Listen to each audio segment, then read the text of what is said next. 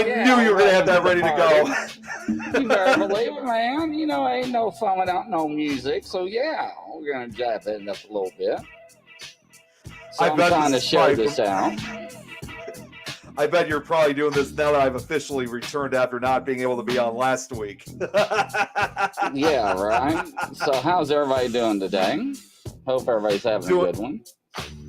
Of course, I am doing so much better than last week because, obviously, as you know, you probably know that I had a really bad ear infection, which it was so painful to the point I couldn't even do any shows at all. So yeah, it was not fun. It was bad, but good part is it's healed up. I could finally hear again in my right ear, and it's good to be back in business once again. Well, that's good. I'm glad to hear that. I really am. Yeah. So for today, we're actually, I know I haven't told you exactly what we were going to be talking about yet, Grizzly, but we're actually going to go on a little bit of a different path because Lois and I were talking about it. But even though it's going to be different, it was in some way kind of still treated in some way kind of like a crime almost because this week, believe it or not, for those that don't know, because it's Shark Week on the Discovery Channel. Baby shark, shark, shark, shark, shark, shark, shark, baby shark, shark, shark, shark.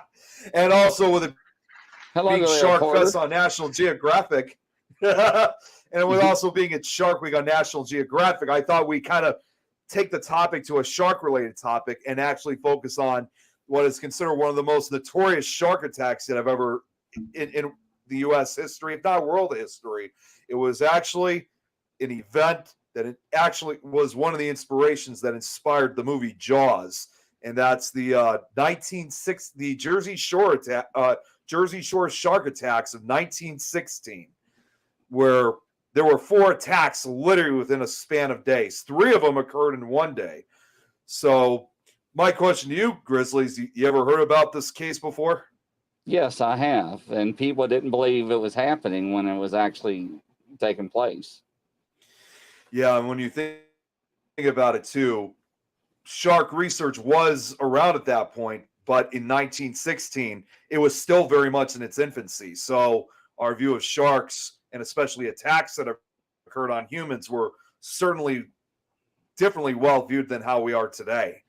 Right. So, in those, I recall one thing that was, and it's no surprise at all, that it was often believed for the longest time that obviously perhaps the most famous species of sharks, the great white shark, it was often considered to be the man-eater or they sometimes call the gray white serial killer. They always thought that was the one that would attack people. And other species of sharks that they thought about, they actually thought they were considered harmless. They thought it was just the gray white that was the man-eater.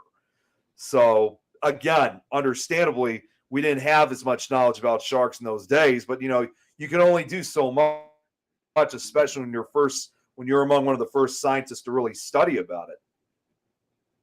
Yeah, I had problems swimming in the lake when I was a kid because of the movie. Oh, really? Oh, because of Jaws. Yeah. That was the one kind of film that I think that made a lot of people stay out of the water for a long time, especially out in oceans and lakes. Yeah, it did. It really affected me.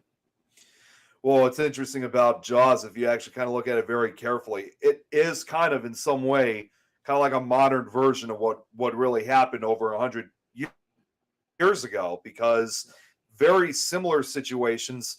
But in those days when these shark attacks occurred along the Jersey Shore, most people I think were taken off guard because these occurred in lakes and rivers. These weren't necessarily taking place in the ocean.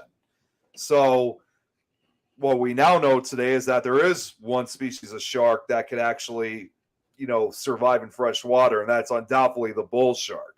But again, bull sharks in those days were not considered man-eaters back in 1916. No, they weren't.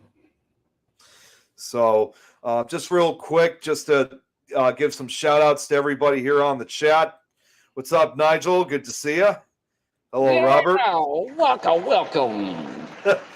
Still doesn't go on the sea. Check that out. Hey, what's up, Kate? Great to see you here. So, that That's your comment right there. What's up, Linda? Good to see you.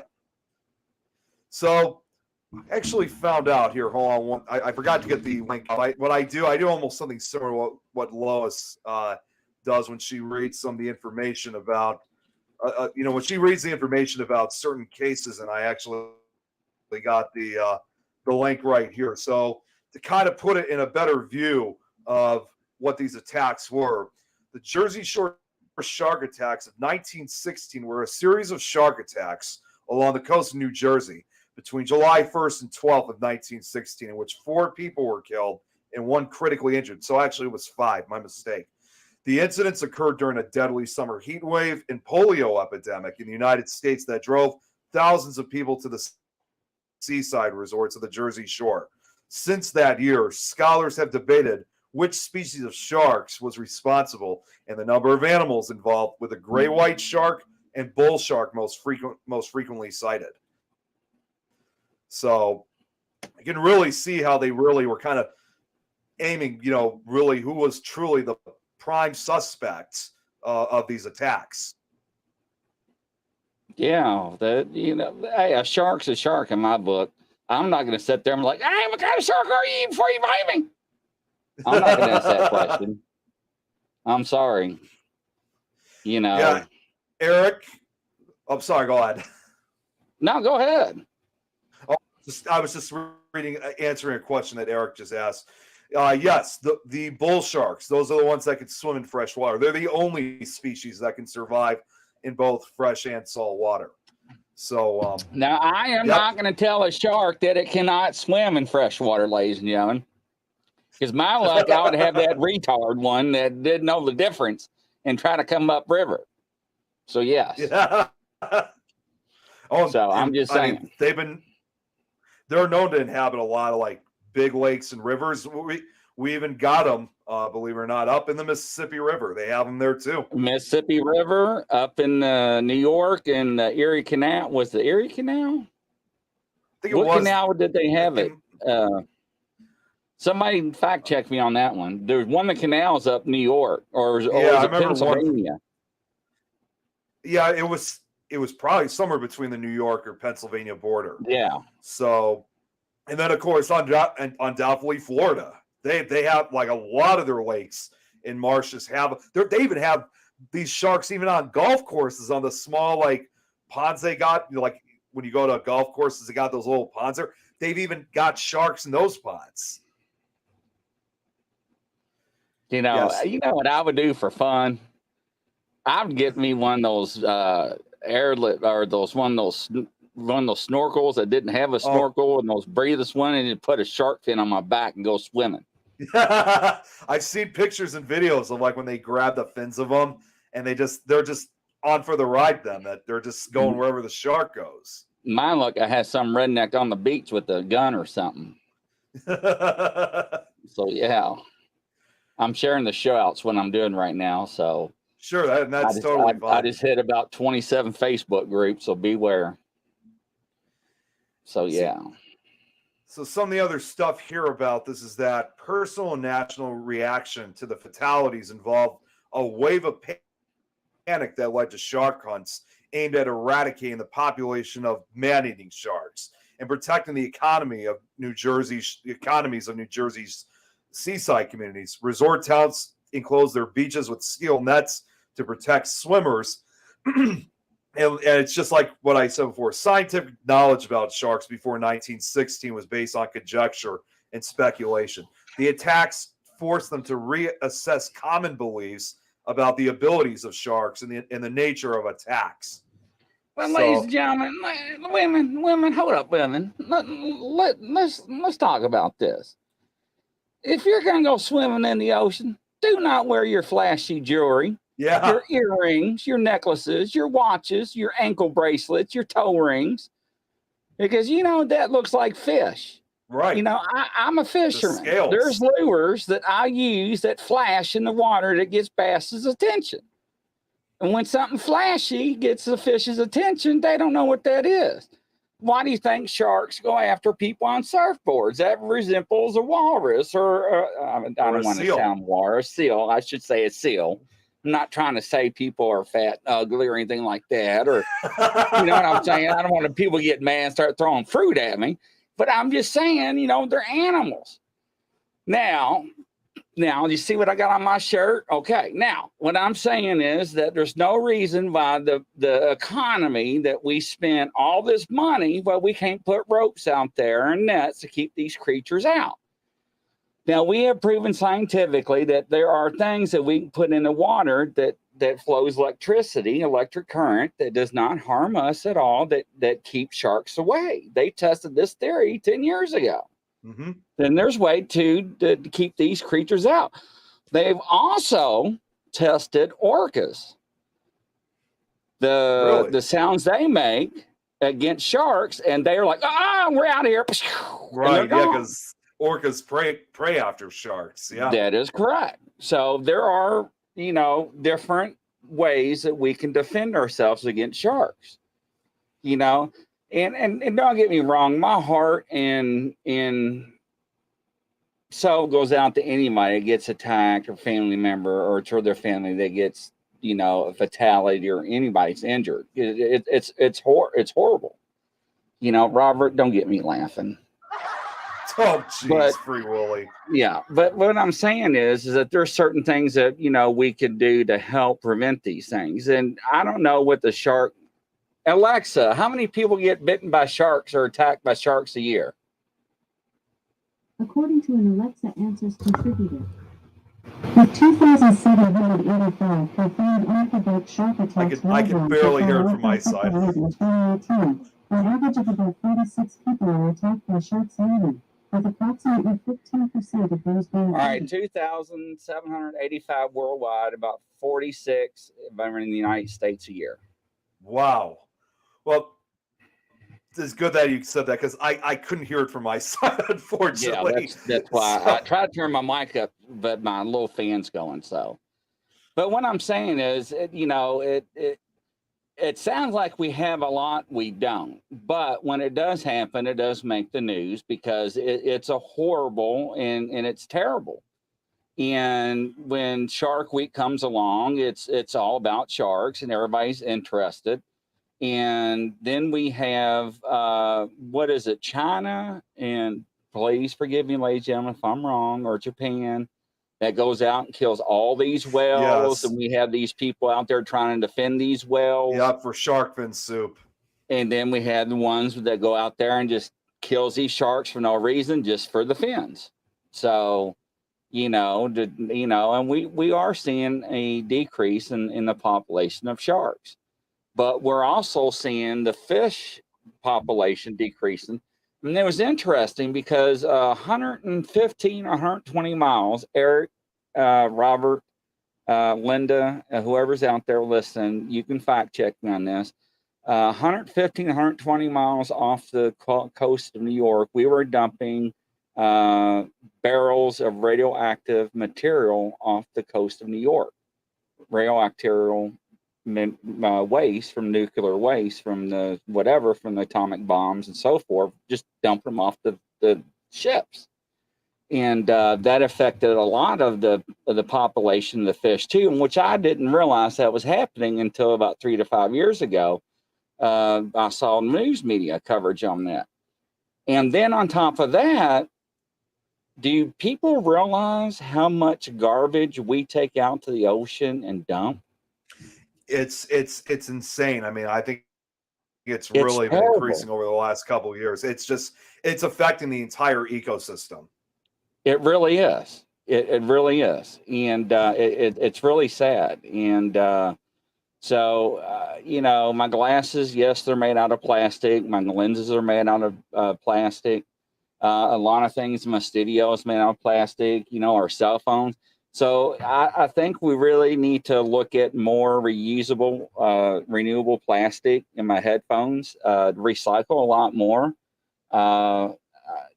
What we're doing to our earth is really affecting the whole ecosystem, like you said, Nick. Yeah. And it's affecting even the plankton, right? The whale sharks that filter the plankton and everything that feeds off of it. It's affecting all the creatures of the ocean. So, Yes, we're Well, getting and also plastic in our diet, Linda. You're right. yes, we You are. are. Oh, Well, and did you I also have to. did I You just do also that, have or to. you did that? No, You did that. Oh, that was me. Yeah. I was like, oh, I got control. I was like, woo, I felt so happy for a minute because I clicked on it and it popped up. I was like, ooh. You So must he have clicked psyched on it me out. simultaneotly. Yeah, we did. Well, the other thing So, too to also bring up is like when you brought up about like how there's all these people out there that want to kill them just either to get their fins or to basically just kill them. And this is actually one of the reasons why I think Shark Week was created is it's not even just, of course, when you're talking about like when you're throwing radioactive or nuclear or garbage pollution into the ocean.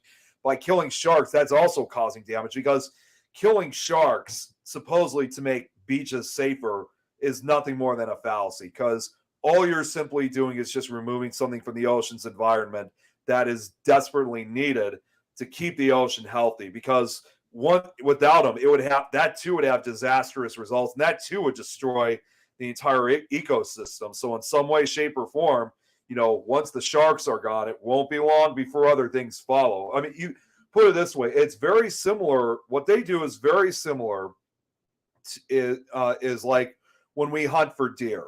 Like, obviously, people do it sometimes for sport, others do it for food, or on some occasions, even today for clothes, for any reasons whatsoever. But in some way, shape, or form, as sad as it might be for some people viewing it, it's also kind of keeping the populations from overpopulating. Sharks kind of do something very similar like that, keeping all these other fish populations under control. And without them, we'd be in a really bad spot. and and ladies and gentlemen, Nick is right. That's why we do have hunting season, is to control deer population and population of the species. That is a fact. Yeah, So sharks yes, are like the ocean. Sharks are basically the ocean version of hunters. It's not only just for food. It's like they keep things under control. And with people always killing them off, it's real unfortunate. Excuse me. I mean, even though some populations are increasing, it's still unfortunate that there are still people out there that just want to kill them to make these oceans safer, it's completely the opposite of what they're doing. yeah, but there's not, I mean, there's no reason why they can't put up ropes or nets and stuff like Yeah, that. and that's totally fine. Like if they had like fences or something like that. I'm talking about like if they were actually hunting just like out for blood. But if they were right. to put something, like a fence or something like that, which I think a few countries have done that along their coasts, though they try not to make them, I think, like rope or anything, because I think it's more metal that they use when they put them together, because if they use ropes or nets, that could actually get tangled up and not only would kill sharks, but other species of fish as well. So, the way how they've been building these metal fences, I think is definitely effective. Yeah, this is something. I mean, there's so many different ways that they can do things. I mean, they use helicopters along beaches. They use boats. They use jet skis to monitor the sharks. So, but like I said, they've been using sound waves and testing those with with those one sharks. And I mean, we just need to come up with a solution. But like I said, it's not like hundreds and hundreds of people are being attacked every day. So Yeah, I mean, there are a lot of attacks, but most people manage to survive. In fact, I heard actually, like, as far as like gray white sharks up in the California Pacific Northwestern coast, they say that there's usually at least one attack I just recently found out there's at least one attack that occurs every year. 1 in 12 of them are usually fatal, but the others, they usually manage to survive. In fact, there was actually, I don't know if you saw this, but this actually just occurred a month ago. There was another recent shark attack that occurred. It wasn't here in the U.S., but it was out in Egypt, actually, which was close to the Red Sea. And the person that was attacked, it was actually an oceanic whitetip. And what was even more shocking, they actually captured this on video. It was, I saw the video myself. It had been covered by Shark Week, and the video and what I saw, it was just a horrifying scene. So I'm not exactly sure what it was that made the shark attack, but it was still horrific either way. And I later found out the guy, he passed away from his injuries. So, it's like there's this common belief that although they do attack frequently, they're still relatively rare. Like they often say, you're more likely to get struck by lightning than get attacked by a shark. That is true, but I would still take precautions, I still wouldn't absolutely. wear flashy jewelry or stuff like that, because even barracudas will, maybe attack you or something like that, or other predatory fish because of fish. I don't want to be attacked by a jellyfish, man of war season, down on the Gulf Coast in Florida and certain areas of Florida's on the beaches and stuff. So yeah, definitely. And Robert actually just brought up another thing to take precaution. So don't go in the water, leave certain things alone. And also, you also want to make sure you don't want to be swimming alone, because most attacks occur when people are isolated. Right. Still go swimming with sharks. Well, going back a little bit to the actual Jersey Shore shark attacks, the ones that occurred in 1916, I'm actually going to present. I got a map here of the state of New Jersey, and this shows exactly where exactly these attacks did occur. So this is a map of it, and you can clearly see it's got the dates of when and where they all occurred. And it was all, once again, while they are close to the ocean, you could still see there's still rather further inland. So you can clearly tell these were, except for maybe this one right here, they were still kind of more close to the lakes and canals than the actual river itself. I mean, yes, it is in areas where the lakes do meet the ocean, but they're still relatively far inland. Yeah. So obviously, I'm sure this was something nobody was really expecting to see. So, but what it says, to give a little bit more information on the attacks, was that, what do we got here? I'm just kind of scrolling through. So the first major attack occurred on Saturday, July 1st at Beach Haven, as you saw on the map, which is a resort town established on Long Beach Island off the southern coast of New Jersey. Charles Epting Vanson, age 28, of Philadelphia, was on vacation at the Ingleside Hotel with his family. Before dinner, Vanson decided to take a quick swim in the Atlantic with a Chesapeake Bay retriever that was playing on the beach. Shortly after entering the water, Vanson began shouting. Bathers believe he was calling to the dog, but a shark was actually biting Vanson's legs. He was rescued by lifeguard Alexander Ott and bystander Sheridan Taylor, who claimed the shark followed him to shore as they pulled the bleeding Vanson from the water. Unfortunately, Vanson's left thigh was stripped of its flesh. He bled to death on the manager's desk of the Ingleside Hotel at 6:45 p.m.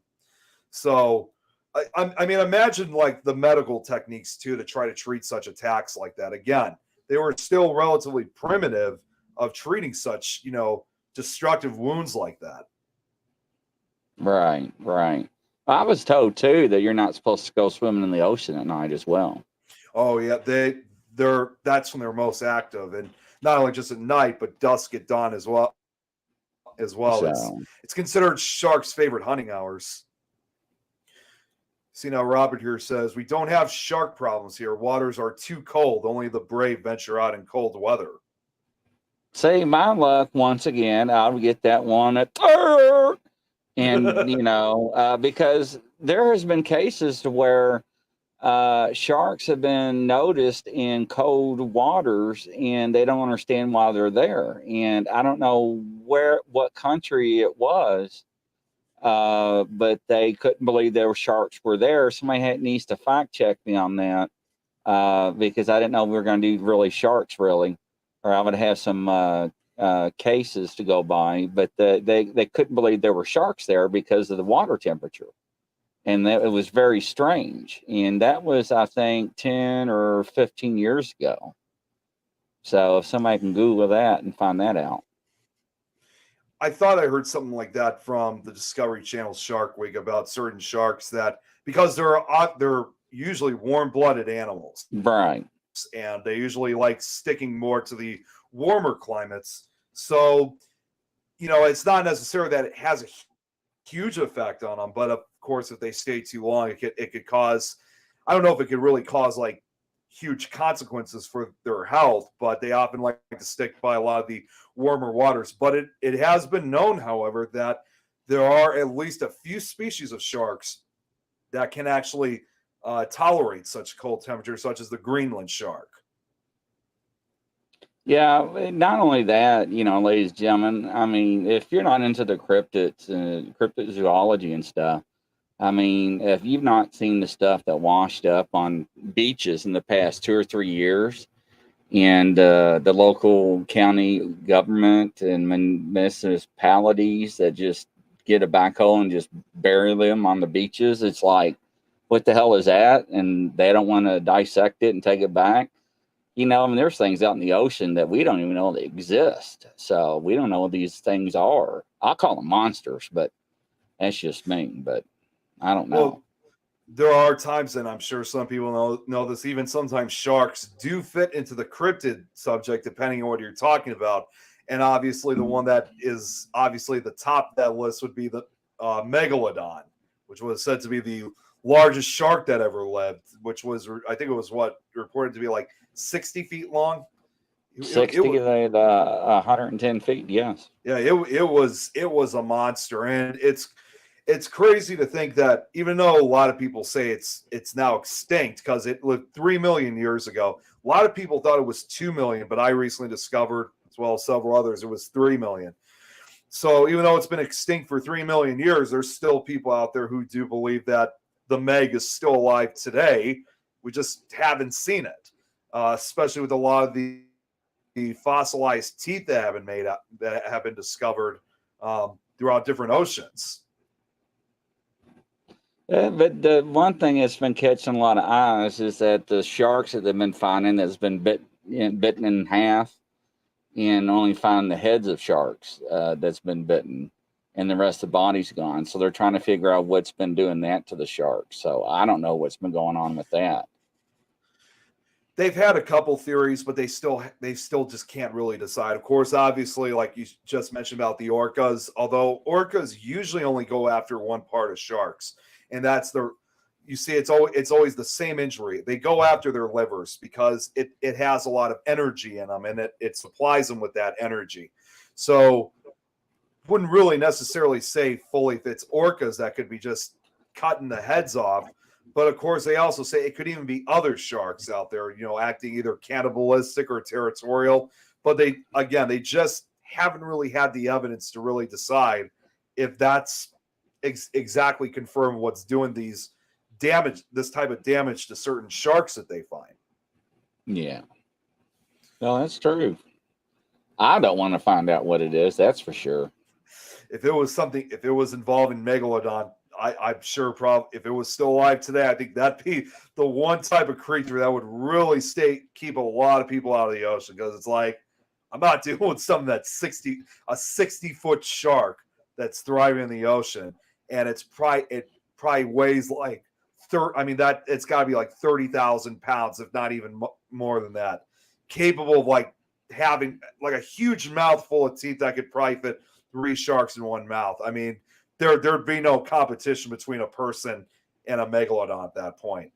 Well, a lot of people, we discussed this on one of my shows, so a lot of people say, why don't we see these alleged monsters like all the sea-bearing people used to see back in the 14, 15, 1600s, like we see on the maps. And I contribute that to a lot of factors. Number one, we have noise pollution in the oceans now, right? So now we have shipping lanes. Right. So now we see these big ships, they use these channels, and that's it. Before, we had everybody hanging off the edge of the ships, watching the waters, and wherever the wind would blow you is where you were taken to. So we had people that monitor the oceans, and that's why people saw things back then. Now we don't. Right. Now everybody's inside watching TV or doing their chores inside the ship and whatnot on top of the ship, and they go back in. That's it.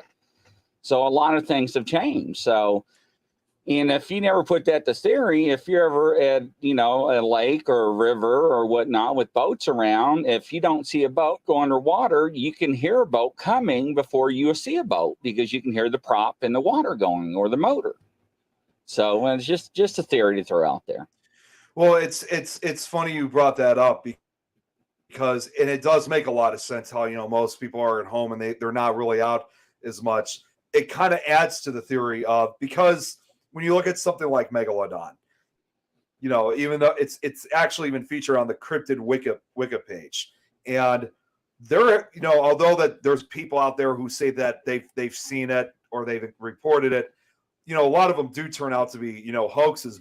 And so far, there have only ever been two like actual legit sightings, and this was involving, again, at a time when people were mostly outside or worked on the docks. Again, they didn't have television back then, and if you didn't have that kind of stuff, you know, you didn't spend most of your time at home. And if you were out like either in the wilderness or like on the ocean in this case, you were more likely to see something that you would know how to explain. And I got a very good example of it. It was so the two sightings that were involved. Actually, I'll read this too. This was more about the teeth, though. It says, although no solid evidence indicates continued existence, there have been purported sightings in modern times. In 1875, two megalodon teeth were brought up during a deep sea exploration by the HMS Challenger that were supposedly only 10,000 to 14,000 years old. But now kind of skimming through a little bit more now to the actual sightings. The first one was documented over, ironically enough, 2 years after the Jersey Shore attacks. It was back in 1918. Supposedly, fishermen off the coast of Australia refused to turn to the ocean after a massive shark developed their gear and stole their crayfish pots. When further questioned, they all reported similar things. A ghostly white shark as long as the wharf they were standing on, which was 115 feet. Proponents of the modern persistence of Megalodon argue that these people, experienced fishermen, would have recognized a whale had they seen one. The creature frightened the fishermen so much that they refused to work. And then the second, and so far the last sighting, occurred, doesn't say particularly the date, but sometime in the 1960s. The captain of a 26-meter fishing boat reported seeing a huge shark. Like the fishermen in Australia, he and his crew were very experienced, so it is argued that they would have known if it was a whale or not.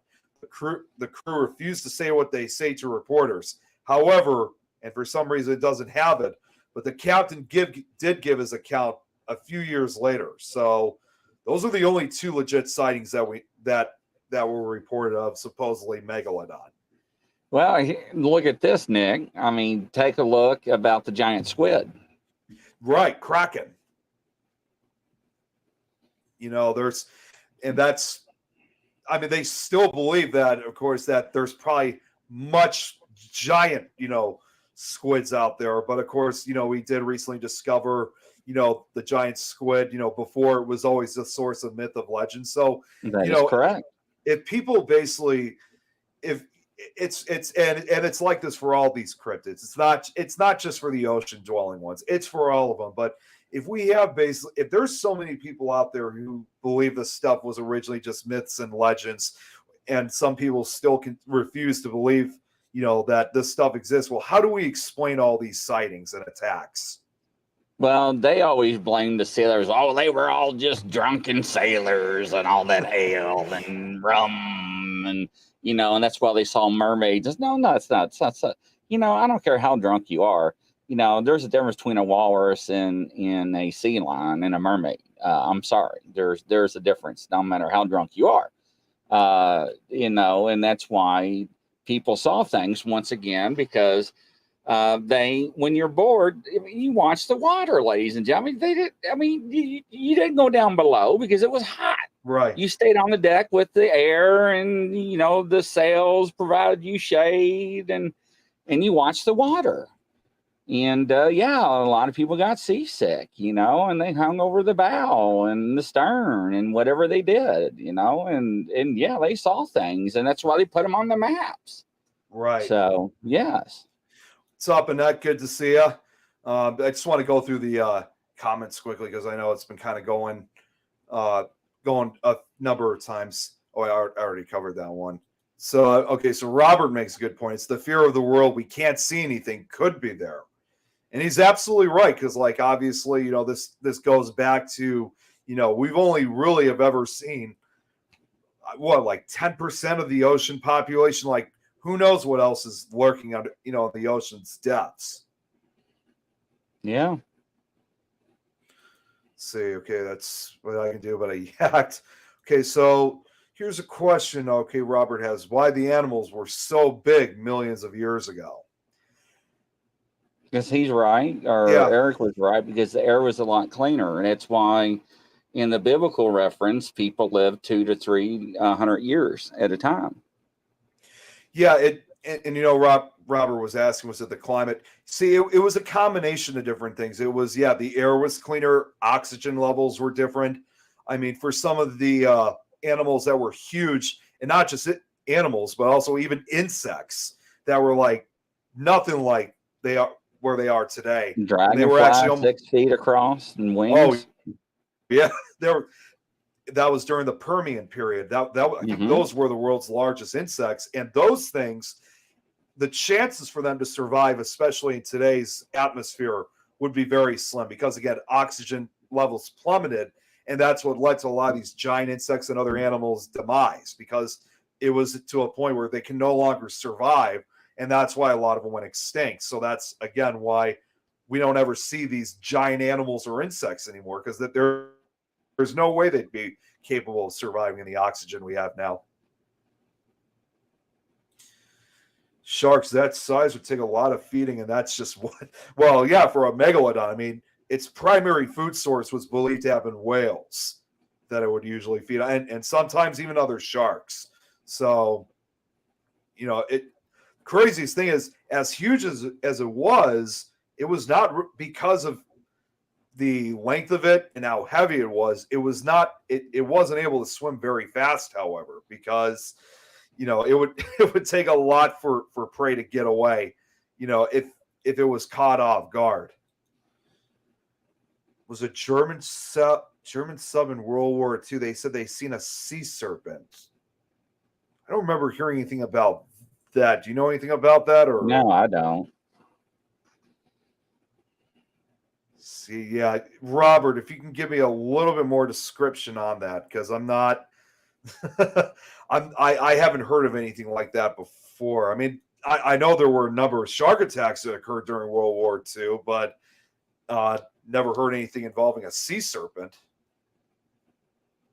All right, let's see what else I could find involving the attack. The attacks from the Jersey Shore. So what's crazy to think, again, this is another interesting thing that is always worth bringing up is, again, you have to remember, being turn of the 20th century, says that despite the Van Sant attack, beaches along the Jersey Shore remained open. Sightings of large sharks swimming off the coast of New Jersey were reported by sea captains entering the port of Newark and New York City, but they were dismissed, however. Now, this, of course, landed where the second major attack occurred. This was on Thursday of July 6th at the resort of Spring Lake, which is 45 miles north of Beach Haven. The victim was Charles Bruder, aged 27, a Swiss bell captain at the Essex and Sussex Hotel. Bruder was attacked while swimming 130 yards from shore. A shark bit him in the abdomen and severed his legs. Bruder's blood turned the water red. After hearing screams, a woman notified 2 lifeguards that a canoe with a red hull had capsized and was floating just at the water's surface. Lifeguards Chris Anderson and George White rowed to Bruder in a lifeboat and realized he had been bitten by a shark. They pulled him from the water, but sadly, he too bled to death on the way to shore. According to the New York Times, women were panic-stricken and fainted as Bruder's mutilated body was brought ashore. Guests and workers at the Essex and Sussex and neighboring hotels raised money for Bruder's mother in Switzerland. That's the thing, too. Like, when it came to such attacks like that, they often would be dismissed, and that's what usually led a lot of a number of people getting attacked when those warnings were ignored. It's interesting. It has kind of a similarity, actually, to, again, it's kind of similar to what you see in the movie Jaws, where they try giving warnings out that there was a possible shark on their beaches, but they would ignore it, and next you know, another attack would occur, and then it's too late, and now everybody believes it's Shark Alley in this area.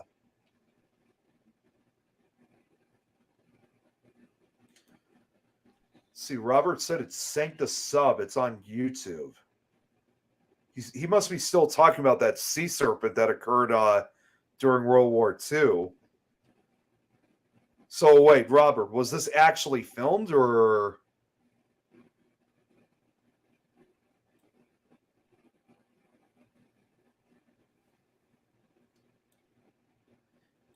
Yeah, it's just like you think to yourself, who would have thought that such an event like this would actually inspire a book and a film? I mean, I'm sure everybody's seen Jaws, correct? I mean, I'm sure you've seen it, right, Grizzly? Oh yeah, absolutely. See, Robert's saying now it's a sailor story. I'm sorry to say, Robert, I'm kind of a little bit confused on what you're talking about this, because you're saying sailor story. They were on the surface. I don't know. I have no idea basically what Robert's trying to say, so I'm just gonna wait until he gives like a full description. I mean, I don't mean that in a disrespectful way. I'm just like really confused on what he's talking about. But you know what? So I'm gonna throw a curveball. So yeah, I just looked up. So you got your advisory explicit up there, and I usually don't go this route. Okay. So this is not Grizzly usually talking like this. So females and every female that's listening. So what attracts sharks? I think I know where you're going with this. Should I even dare say it? So we say a shark can smell a drop of blood. How many miles away? At least 2 miles, maybe more than that. Oh, okay. Roughly, let's just say 2 miles. So I Googled that. Should women on their menstrual period go into the ocean? I wanted to see what the doctor said, because I was like, well, wait a minute. If I'm on a beach and there's 1,500 women in my area, and out of 1,500, 8 of them are on that cycle, to me, that's going to attract some sharks. I'm not a scientist, a PhD or MD or anything like that, ladies and gentlemen. Now, hear me out. So I Googled that, and they hemmed all around the question. They wouldn't answer it. Oh my God! There is nothing medically wrong. I didn't say medically wrong. I'm saying, will it attract sharks? They wouldn't answer it. But if you cut yourself and drop it across the bow of a boat, that shark within a couple of miles is going to notice that, hey, there's food. You're right. So tell me the difference. But they're going to talk about ruining swimwear. Now, wait a minute. I didn't ask about ruining swimwear. I'm talking about that monthly deal that women have to unfortunately go through. I'm just saying. Does that not play a factor? I actually wish Lois was here right now to hear this. I'm being for real. I know right. My face just turned red because I'm looking at myself, but I can't believe I just asked that question. But I wanted to know the medical answer to that, and they could not answer that. Why? That's what I wonder. I wish I had the answer for it, but oh my God, Eric. If I could smell the blood, I'm sure a shark can't. Eric, think about it. I mean, if I cut myself, one little drop of blood, Eric, I'm talking a little drop. Now, some women, they have bad times. Okay. I'm talking bad times. Now they go in the ocean. Now you got 3,000 people within a mile, right? And let's just say 600 of them are on that time. That's a lot of in that water. Yeah, that's going to attract not just only water. I mean, would that not attract sharks? I'm just saying, scientifically, I'm not trying to be funny, but it sounds funny. If you think about it, though, I don't think it would attract one shark. It would attract a whole swarm of them. But does that not make sense? Why we're not seeing swarms of sharks around certain areas of beaches and populations? I'm just saying. I'm just throwing it out there. Well, and you're probably most likely right on that case. As a matter of fact. So, but they've also said, because I saw something on the news a couple of weeks ago, that they're saying that it's also quite likely they've actually probably been swimming around us more than we think. Like people may get into the water and may not even realize that just a few feet away from them there's a shark swimming. But they don't always show up, having that fin out of the water. They could be completely submerged, and you would never even know that there was one next. They got drone footage of that. People out there on surfboards swimming, and they got drone footage, and they're like, look, there's sharks swimming around the people swimming. They don't even know it. Yep, completely unaware. And I swam out in the ocean a number of times. I mean, not recently. I mean, we're talking about my high school years, but I've swam off the coast of Mexico or California or Florida. Some of those areas. And those areas are notorious for sharks. So it's probably very likely that when we were out there, they were probably swimming right by us. And again, we probably never even knew that they were there. Yeah, that's true, because, sharks attack from the bottom up. So. They're also a lot of times especially if you look at something like the gray white, they're sneak attackers. They like to give the element of surprise to their prey. If somebody like us obviously sees them, that's going to blow their chance. But they usually like to attack from below or behind, like you said. Right. Same as they pick out the culprit. I don't know if the answer to it. I don't know if they do pick. Would they possibly pick up on urine? I think they might, because it is a type of fluid. That I don't know. I only thing I know is that when people go out to get sharks, to attract sharks, what do? They bait sharks with blood and fish, right?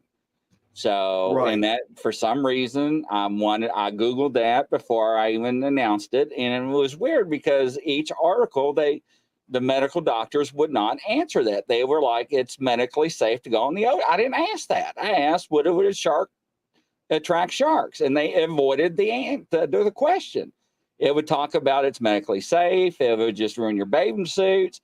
Then would it attract sharks? And it would not answer that question. It would evade it. And then it would avoid it. And it was like, why don't you answer that question? Are you afraid to tell the public? Yeah, I would dare not to go into the ocean. Is that what you're trying to tell people? You don't want to cause a mass hysteria? Well, Grizzly just did. So, I think this will probably does that not make sense? Blood is blood. I'm sorry. Yeah, exactly. Oh, it is. It definitely is. I mean, do you want me out in front of Miami Beach, 40 yards off the beach, chumming for shark? Hell no. Well, and it's when you look at something like with the Jersey Shore attacks of 1916. I mean, even after all these attacks occurred, they really, again, they didn't really have a lot of those ideas of like throwing chum or stuff. They had so many different views of like how sharks reacted when it came to like blood in the water. It was just a different theory. And understandably, I don't blame those people and scientists from those days that, they didn't have the proper knowledge or research. Because again, being at the turn of the 20th century, this was all still very brand new to shark researchers in those days. Right. Oh, and Robert makes a good point. This is actually something that maybe next year we could talk about. He brought up about the USS Indianapolis, which was actually another event that it's, you heard about the story of the Indianapolis, right? Such as? Well, perhaps the one part of that story that everybody knows, and it was actually too featured in the movie Jaws, was when the character Quint gave that story. Just that, like, it's like 3-4 minutes where they're on the boat and they're talking about this tattoo he has, and then he tells the story to the other two guys, and it's about the USS Indianapolis. His character is supposed to be turned out to have been a survivor of it, and it's been considered to be the worst shark attack that ever occurred, because there was probably about 1,100 men that were on the submarine, and it was, of course, hit by a Japanese submarine. It slammed 2 torpedoes, and at least a good 300 men went down with the ships. Oh, yes. And then, of course, this, like what Quint describes in the movie, they all formed into small groups, and of course, if you're out in the middle of the ocean, in this case, the Philippine Sea, it didn't take long before sharks started showing up. And, at a time when put it this way, if you were in the water during World War II, you were most likely going to have an encounter with sharks, because, you had fighting overseas, and the USS Indianapolis. I mean, these men were in the water for 4 days and 5 nights before anybody could rescue them. And like I said, during the encounter, that time they were there, they were attacked by sharks. But even though they say it's the worst one ever, you got to remember, like, after people, like, that they were attacked, you had people who died of starvation, dehydration. Some people lost limbs in the attack. So you had people that died of blood loss. You had all these exhaustion, hypothermia. So you had all these different methods of dying. And sad part was, out of the 1,100 men that were on, only 316 of them survived when they were finally found. So 500 plus men indeed died in the water. Now, those 500 plus men didn't all die from shark attacks. I think a very tiny portion of them probably were. However, the sharks inflicted most damage after the men died. So, in fact, some of the recovered bodies were stripped to the bones. So it was, but they still call it the worst ever shark attack ever. And Robert makes another good point of where they were heading. They were actually heading out to Japan. It was top secret. They were delivering parts for the bomb for Hiroshima. So that attack was thwarted by the Japanese submarine. All right. Now, I want you to read this quote I got off the website when I asked this question. Are you ready? Go right ahead. Here we go. I want you to read this quote. Okay, so main health concern to consider regarding getting in water during your period actually has nothing to do with blood. If you are prone to severe cramping, I would suggest swimming alone if, there's more to it. If you could start cramping and be unable to swim, Mary J. Mencken, MD, is that Maryland? Oh, no, MD. Clinical professor of obstetric. I'm not good. I'm butchering that word. You're right fine. Now, gynecology at Yale University tells me. So ultimately, if it's your heart's desire to free blood in the ocean, go for it. Because when it comes to swimming on your period, the only real danger of the status of your new white one piece. That's what I'm saying. Wow. That's what I got when I went to look for the answer on all these websites. Wow. I would have never expected such an answer like that, to be honest with you. No, that's what I'm saying. I was shocked. Now somebody's not telling us the truth. I may be laughing, but deep down inside, I'm probably just as shocked as you are.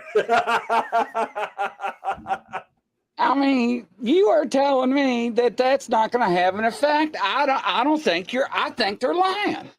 Yeah. I think they're not telling the truth. I couldn't agree with you more on that. And there's the medical doctor that made that comment off that website. Who would have figured that somebody... Natalie's in the house. She's like, what on earth have I just tuned into? Natalie, I can tell you right now what we were talking about. We were talking about actually something pretty interesting, but after what Grizzly sent me, I'm not so sure anymore. I don't even know what to say, to be honest with you on that. It's just like a real wow moment. And just for people that don't believe me, here's the link to the website for you can read it yourself. So that way you all can go out there and reference the article yourself about where I went and got the information. So I don't know if it went to the other destinations, but I thought I'd just show it up on the screen so they could see it.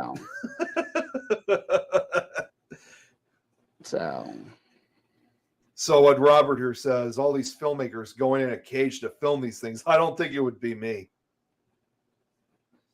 And of course, the shark cage, obviously, that's a very common thing that a lot of these filmmakers use to film sharks, as well as not just filmmakers, but scientists too. I mean, you see that repeatedly on Shark Week and Shark Fest.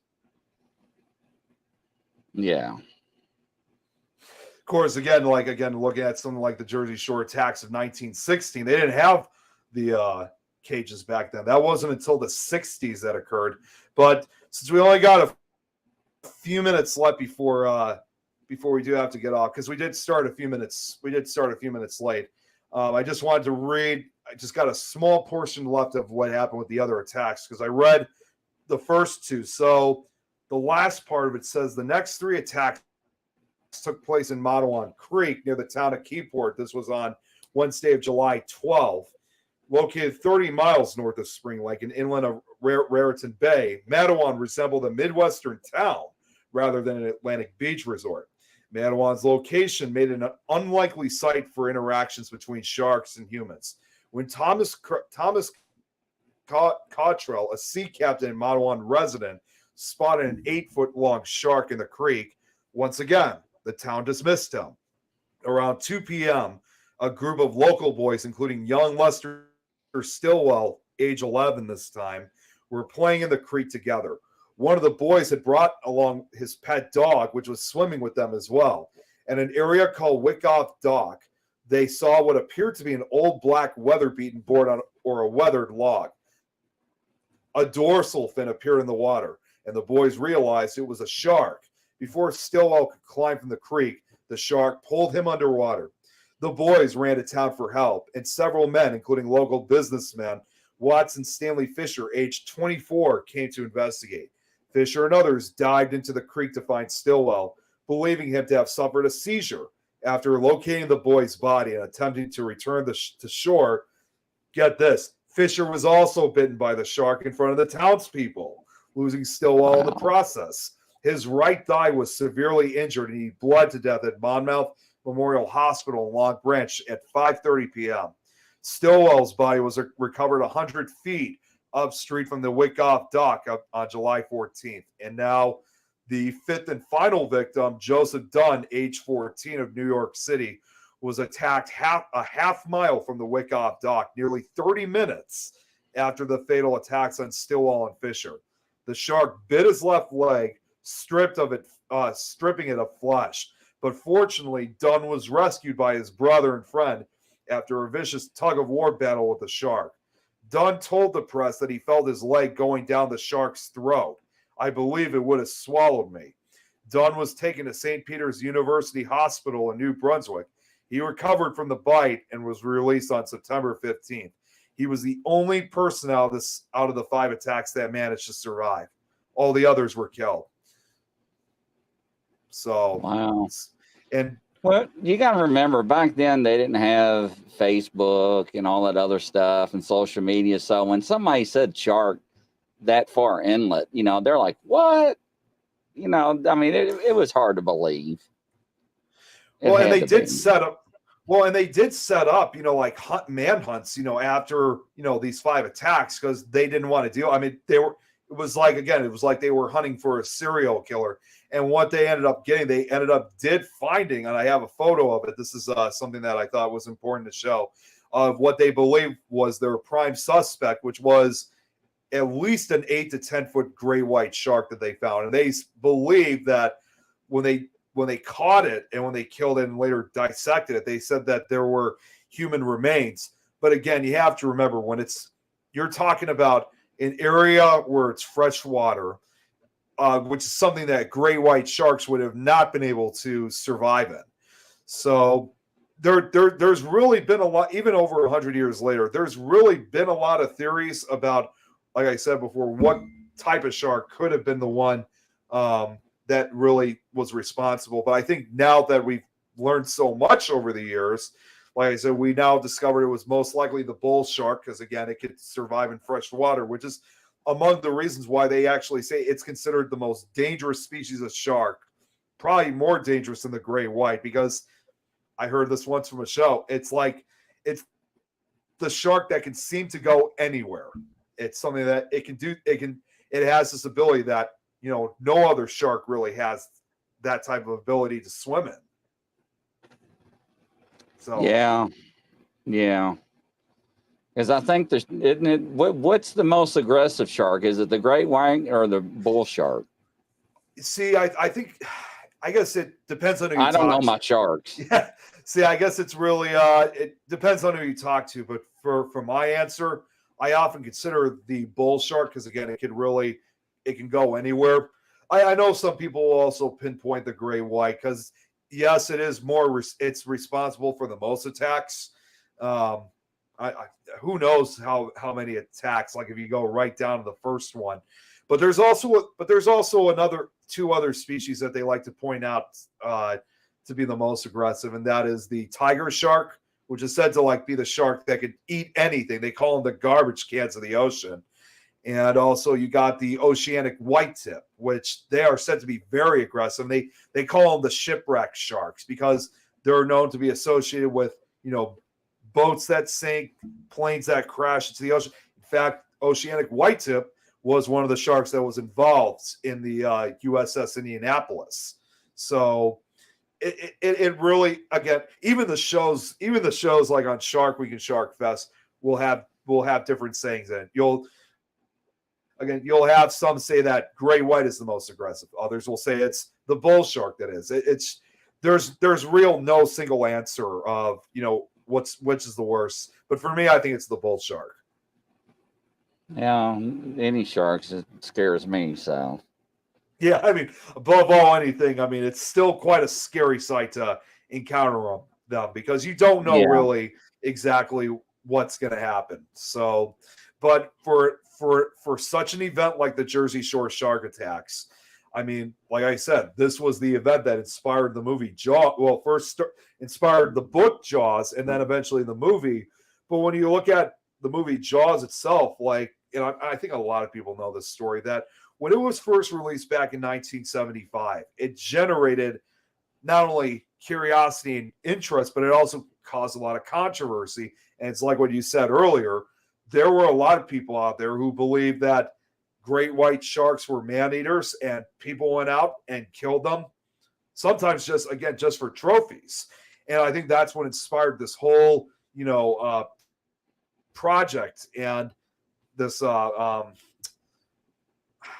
can't think of the right word, but this whole response of, trying to prevent all these shark killings. Because again, of what we were doing to our ecosystems. And I believe it was 1997, I think, that they were finally put on full protection, from further kills, if you will. But of course, again, you have all these people out there who want to kill them for trophies and trying to make them safe. And if you look at, like we brought up briefly about shark fin soup, these Asian communities out there and a lot of them have fortunately been able to finally make the right decision and take that off the menu. But there's others out there that say, oh, it makes good money and whatnot. But again, you sometimes have to think about the environment before you got to think about the environment first, than thinking about making money off of it. Because it can have dire consequences as a result. No, absolutely. So I know up here, I don't know if it's well, I don't know if you guys really ever had it down in Kentucky, but up here in Chicago, because we have a Chinatown here in Chicago, they used to serve that over here. Oh, really? They did. They would bring it. They would get it from not only overseas, but it would be shipped over here to Chicago.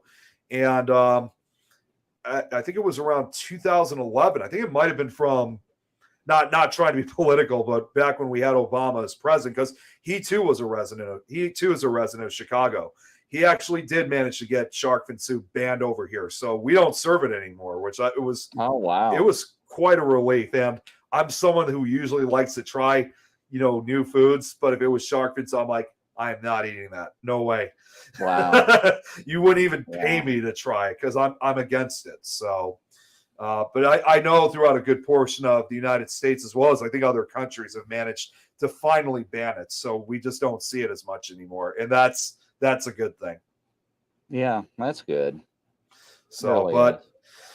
all we can do at this point is just hope that, now that we got a far more better understanding of what happened over 100 years ago, compared to what they had back then,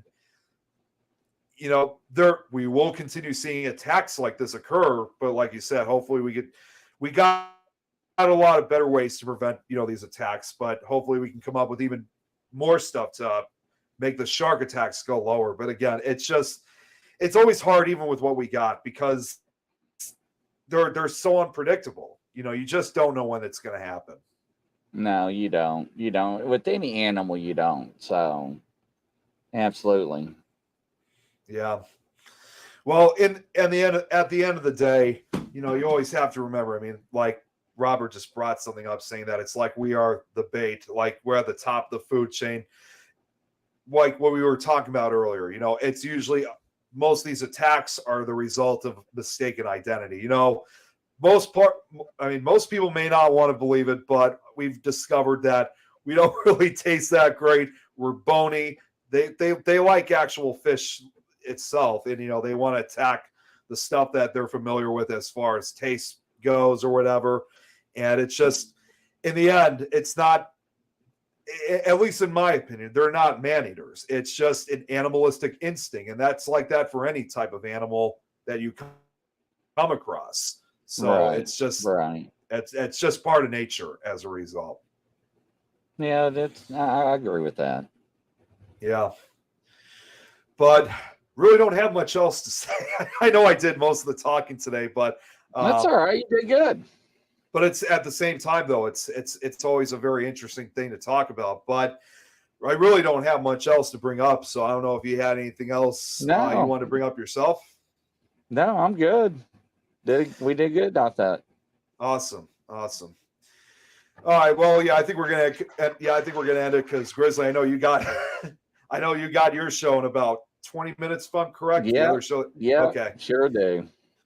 So obviously, just to bring this up quickly, I know, of course, Lois wasn't able to come on for it today because I know she said I think she had to work the night shift. I think she'll be back on Frighteners tomorrow. I got to check with her on that, but I know she'll be back sometime next week. Of course, obviously, I'll be back on here. Well, Grizzly will be back on here in about 20 minutes. I'll be back on here myself around 7 o'clock Central Time with Supernatural Talk. It's just going to be an open mic chat. Not entirely sure what we're going to be talking about, but it should be interesting topic. It should be interesting to chatting. And also, too, not to mention, we weren't able to do Supernatural Talk last week because even though you guys were able to do To the Grave and Back, like I said at the beginning of the show, I was just in terrible pain that we had to cancel the entire show overall. So it will be good to have Supernatural Talk back on later tonight. So Howie just tuned in. I hate to tell you, Howie, but we're actually about to end it for now. Yeah. So, I knew you were going to play that at some point before. Yeah, that is Nick's theme song right there, Of ladies and course. gentlemen. But yeah, absolutely. Well, I hope you Appreciate do it. love me because I love you too. Oh, baby, you got what I need. But yeah. Eric, don't tell him that. And of course, Howie, yeah, you can tune in just a few minutes once Grizzly comes on, and I'll be on later tonight. So, but anyways, that's all I got to say, Grizzly. I know you got to get ready for your next show. So, as always, thank you guys for tuning in. as always, Grizzly will see you in just a few minutes, and I All will right, see you take guys. care. And I'll see you guys in just a few hours from now. So you guys all have a good rest of your afternoon. Bye bye. Take care.